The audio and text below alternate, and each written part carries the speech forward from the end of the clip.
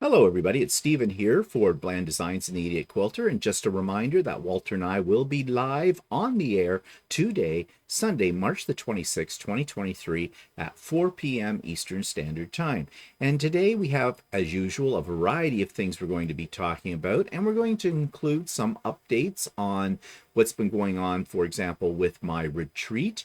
We're going to talk about Craft and Chat that comes up in a couple of weeks' time, what we're doing in this week, what we did in the past week, and we're going to look at some questions and comments from last week's videos that we want to discuss, and the whole controversial issue about my latest quilt.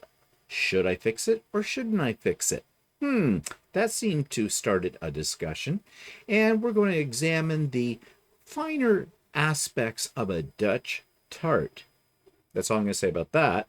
And of course, we're going to take a more serious look at what's going on with kids today, according to the news. So, jam-packed episode, and I'm sure the topics will vary as they always do, thanks to your input.